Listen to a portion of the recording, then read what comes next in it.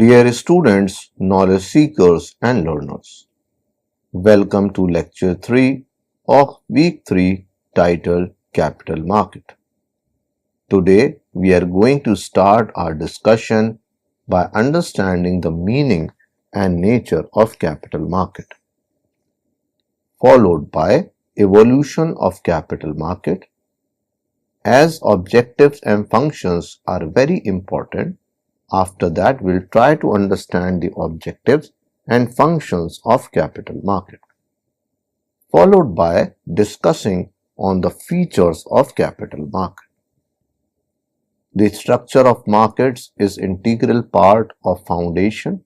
Therefore, we will also discuss the structure of capital market followed by participants in the capital market. After that, we'll try to understand the role of capital market and economic development, and in the end we will talk about capital market in India. Let us begin the journey.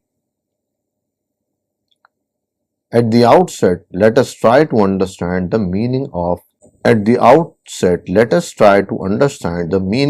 capital market. Capital market is a segment of financial system dealing with long-term funds, that is for more than 1 year. More than 1 year is characterized to be a long-term period in the financial system because the liquidity requirements are already met in 1 year. Therefore, whatever requirements of a firm or company is emerged for more than 1 year is for investment purposes. It can be investment in assets, it can be investment in expansion as well. Capital market facilitates raising of long-term capital as well as it focuses on investment in productive assets. Thus, the focus of capital market is always on investment and capital formation. Let us try to understand the conceptual foundation of capital market. Capital markets are designed to meet long-term financial requirements of the economy. The long-term financial requirements are needed for several things such as infrastructure development, for expansion of firms, for diversification, etc. Capital market connects long-term savers who save for a longer period of time, and the motive of long-term savers is to get returns and at the end a huge corpus. It also connects long-term investors who also invest in order to get good return. Capital markets thus supports economic expansion and development. Remember that economic development is not just economic growth, but it also includes improvement in the standards of living as well as social indicators. The historical evolution of the capital market is also very important to understand and to discuss. Historically, the capital markets originated with joint stock companies. The concept of joint stock company was first used in United Kingdom. We can recall East India Company,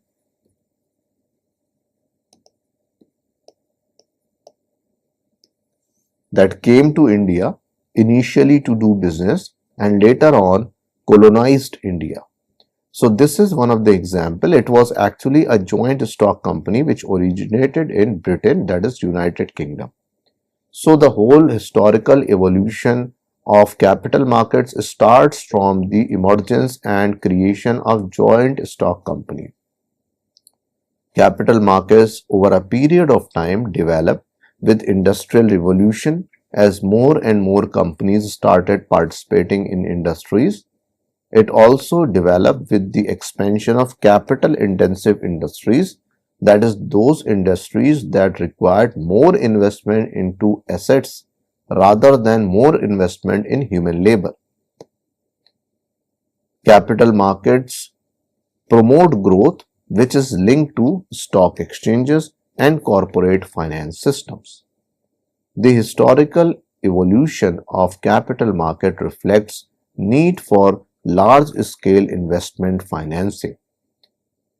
Capital markets are the reason for huge and rapid growth of countries like UK, USA historically, and they were able to achieve a growth rate in terms of GDP, gross domestic product growth rate, that surpassed several economies of the world.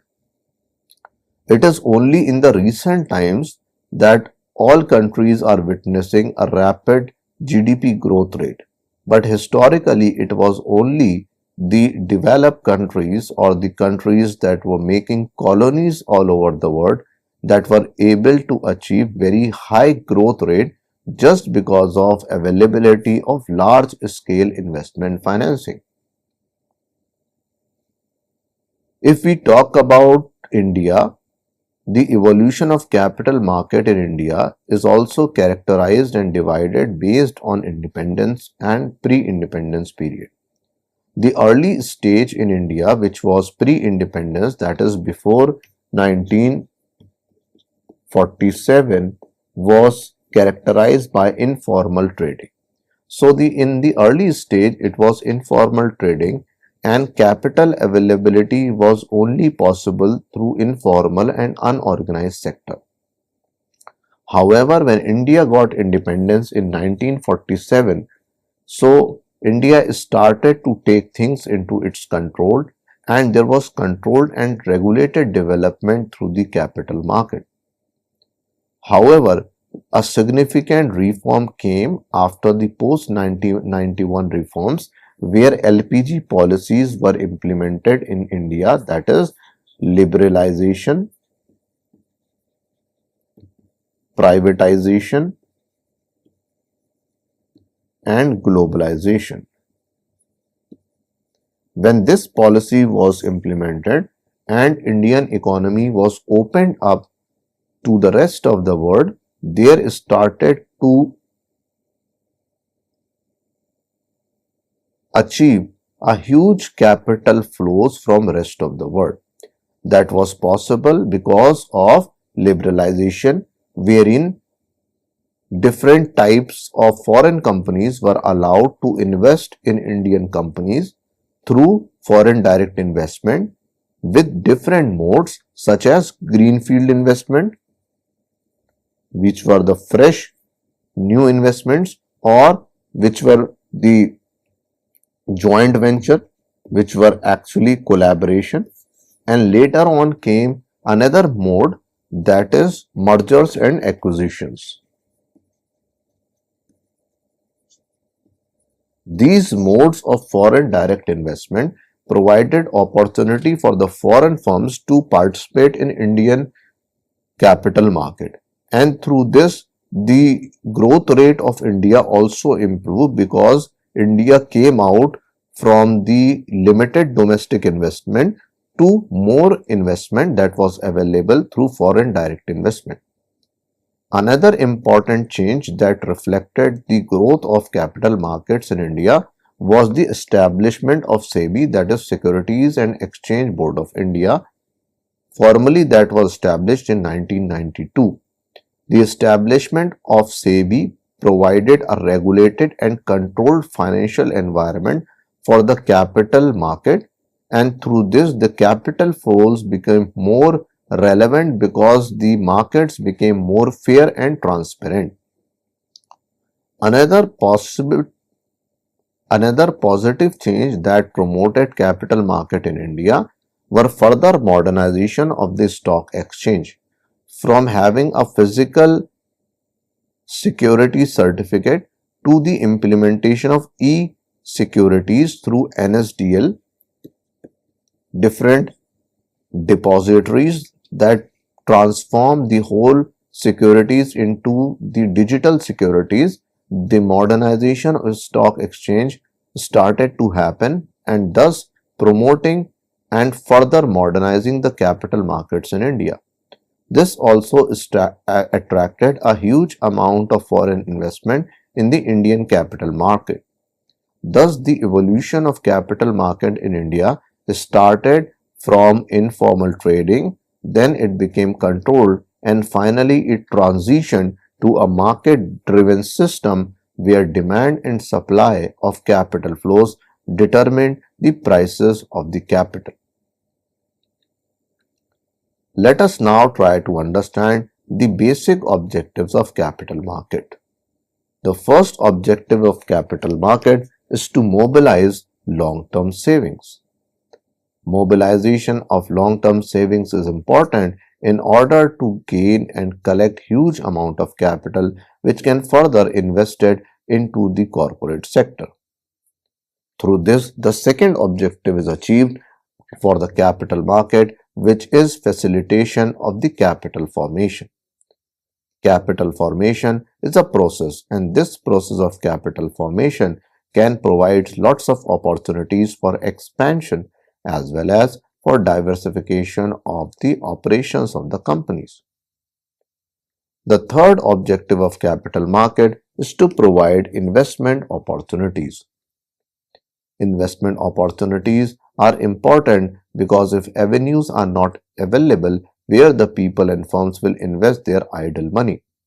Thus, the idle money and funds can be invested in different sources which can then be provided to companies and firms that are having deficit financing.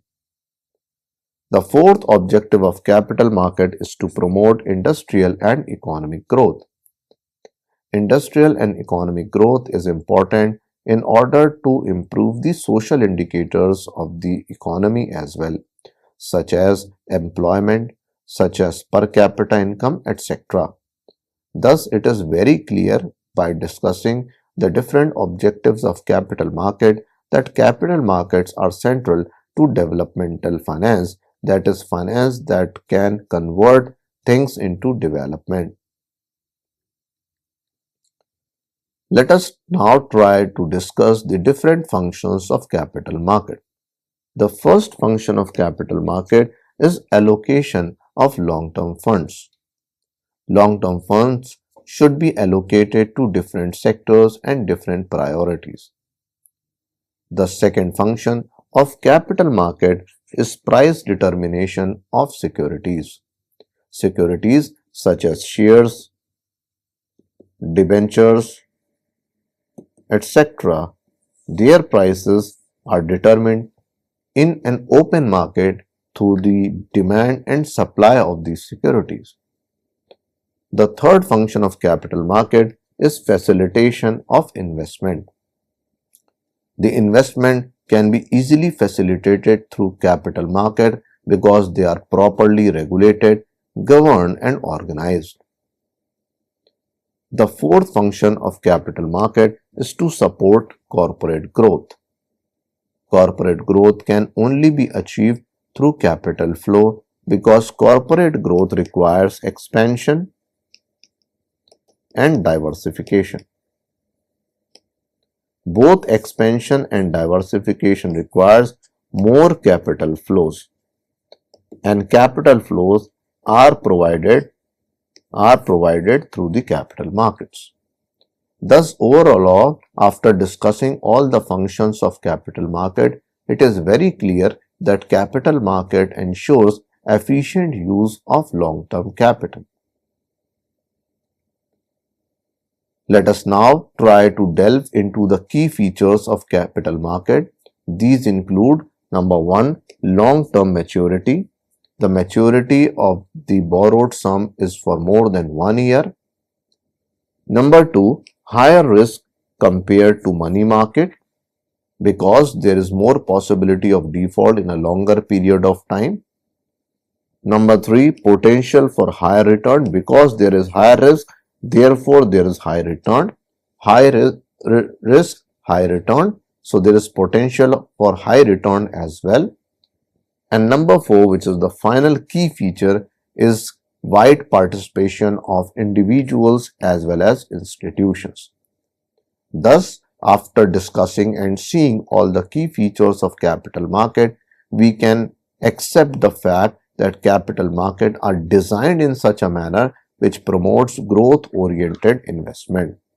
Let us now try to understand the structure of capital market. Capital market have two segments: the primary market, which is for fresh issue, and the secondary market, which is for already issued securities. Both are essential for functioning of capital market because both provide and fulfill specific needs of the firms and companies. Let us understand first the primary market and then we will talk about the secondary market. So primary market comprises of new securities issuance, that is those shares and debentures that are issued for the first time.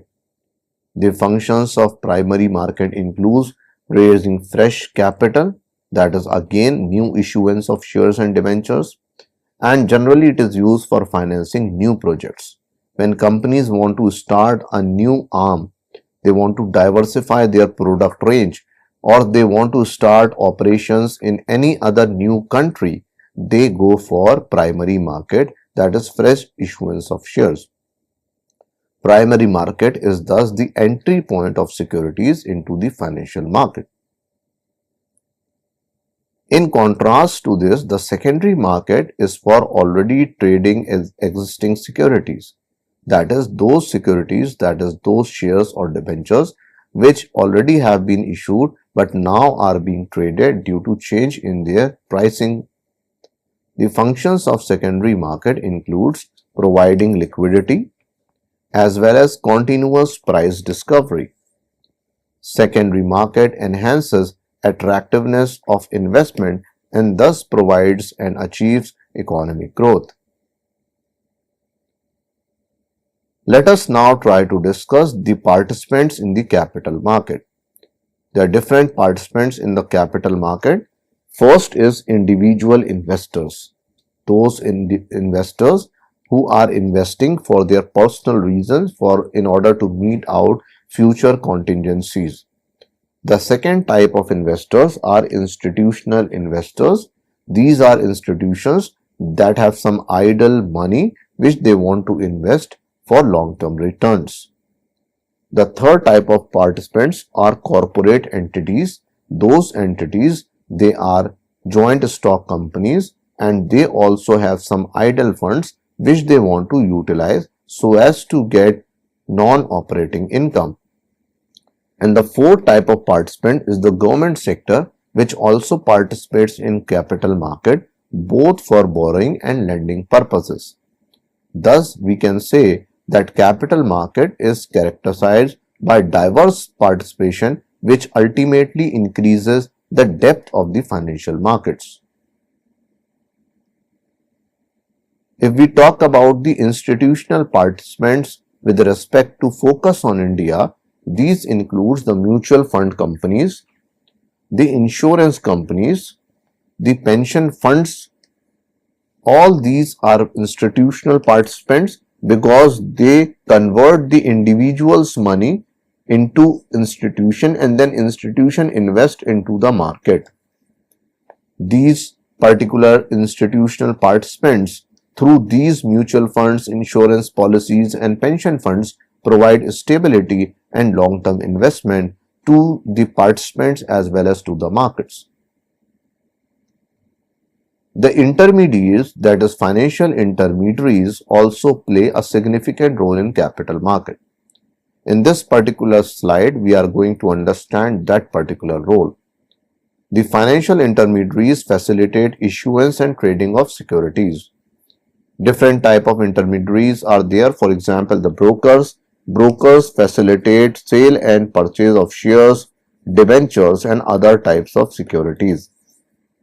They charge what is known as a brokerage fee, which is a percentage commission. It is always easy to go and participate in capital market through brokers because they can facilitate the things in an easily manner. Then the second type of intermediaries are the investment bankers. Again, these bankers act as intermediaries to make people participate in capital market through long-term investment. The skills, expertise and analytics that are required in the capital market when it comes to long-term investment is provided through the investment bankers to the common people. Another is the underwriting writers. Underwriters are used for underwriting of shares and debentures, which is basically a process, that is, underwriting is a way through which the security, safety of issuance of shares is being, agreed upon.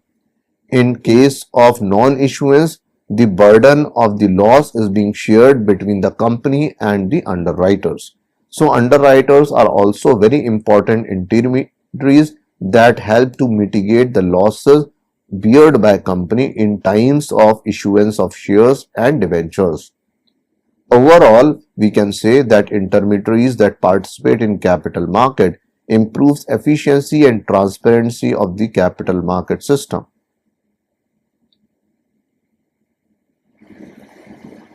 Let us now try to understand the role of SEBI, that is Securities Exchange Board of India, which was established and operated formally starting from 1992. The Securities Exchange Board of India regulates capital market in India. Its functions include: number one, protecting investor interests, particularly the interest of the minority or small investors, because for mobilization of the saving or for bringing and promoting an investment environment and habit of saving in the people of the country, safeguarding small investors' interest is very important. The second function of SEBI is to ensure transparency, which means disclosure of all necessary information to all the stakeholders in capital market. It also includes the publication of annual or timely reports that can highlight the performance of the company. The third function of SEBI is to prevent market manipulation. Several malpractices are prevalent in the capital markets, such as insider trading, such as manipulation in the way things are offered, publicizing, marketing, etc. And all these manipulations are monitored and prevented by the Securities Exchange Board of India. There are also hefty penalties for those people and firms who are found involved in such kind of market manipulation. Thus, SEBI, as the key regulatory authority of capital market, performs its functions and thus maintains a good climate and environment for investment in the capital market. There is also a kind of relationship between capital market and economic development. Sometimes the question which is being raised is what kind of relationship it is there. In finance, the relationship can be of three types. Suppose we have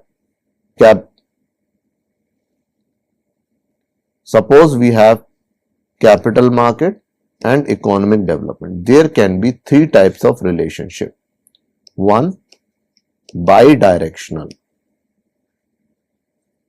Two, unidirectional, from CM to ED.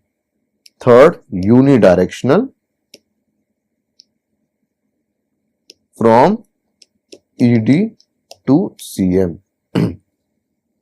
What does these relationship mean? A bidirectional relationship is something like this, which means that capital market impacts economic development as well as economic development impacts the capital market. The unidirectional from CM to ED means that only capital market impacts the economic development. The unidirectional from ED to CM means that only economic development has an impact on capital market. So several studies are there, but most of the studies and scientific evidence suggests that capital markets and economic development are interrelated, and there is a bidirectional causal relationship between these two, which means when capital markets improves, it has a positive impact on economic development. Similarly, when economic development happens, there is a positive impact on capital market. So both go hand in hand together. Thus, capital market and economic development goes hand in hand together, as capital markets support industrialization. Industrialization converts into several opportunities such as employment, improvement in the standard of living, high per capita income, which converts into economic development. Similarly, capital markets also promotes entrepreneurship by providing funding for long-term nature, because entrepreneurs requires funding for long term because their products needs to be developed and experimented. Once entrepreneurship is being promoted by capital market, again it converts into innovation through which economic development is achieved, employment through which economic development is achieved. The third is capital markets, because they provide capital to whosoever and whatsoever is being invented or experimented, it encourages innovation. Innovation always gives benefits in the longer period of time and helps developing country like India to compete with the developed countries of the world, which we can see in the current times. Thus, it also promotes economic development. Overall, with this discussion, we can say that capital market is essential for long-term economic growth, which further converts into economic development. Let us now try to understand the investment function of capital market. The investment function of capital market provides several avenues for wealth creation. Remember, there is a difference between wealth and income. So, income is a flow. Income is every day, every month, it's a flow. While wealth is a stock concept. The stock concept is the piling up or the collection. So, if we are building a pyramid, each brick of the pyramid is a flow. We have to bring several bricks. But once bricks are collected together, it becomes a stock concept. So, wealth creation is a stock concept. So, investment function of capital market creates wealth, not just flow. The investment function also enables diversification across equity and debt. Equity where ownership is being shared, and debt where we have the interest charges. Thus, investment function of capital market helps investors manage risk-return trade-off. What is risk-return trade-off? It means higher the risk, higher the return. No risk, no return. Or we say no risk means risk free return, which is generally given by banks when you put money into fixed deposits. What are the current trends in capital market in India? The first current trend is increasing real participation. Trend is increasing retail participation. That at the retail level, more participation in capital market has increased. Second, growth of digital trading platform. Now, trading is not limited to using only the services of brokerage firms or brokers. Rather, we can trade through our mobiles by installing several digital apps that represent digital platforms. Some examples include Upstox, Grow, etc. The third trend is expansion of mutual funds.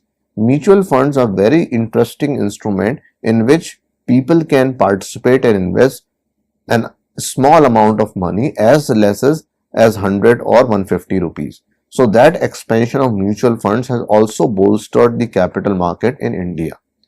All these current trends indicate that financial markets in India are now deepening and they are contributing in a positive manner.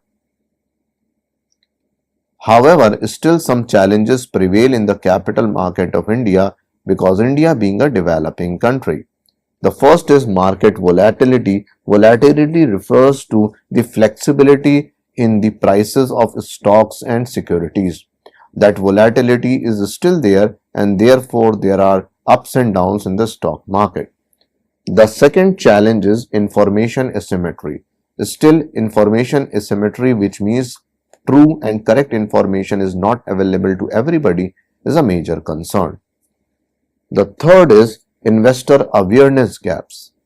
So many frauds and Ponzi schemes are there which people use and they lose their money in India. It is because investors are not aware. They are not aware about rules, regulations, etc. This is also one of the challenge in capital market in India. Thus, what capital market requires in India? It requires strong regulation and transparency for a very positive and emerging capital market. Dear students, knowledge seekers and learners, let us now summarize whatever we have discussed in today's lecture. We have discussed and appreciated the point that capital market deals with long-term finance, that is for a period which is more than 1 year. We have also understood that capital market in India supports investment and capital formation. We have also learned that capital markets are structured into primary and secondary markets, where primary market deals with fresh issue of securities and secondary markets deal with already issued trading of securities. In the end, thus it is justified to say that capital market plays a crucial role in economic development in India. Dear students, knowledge seekers and learners, thank you very much for being with me in this session.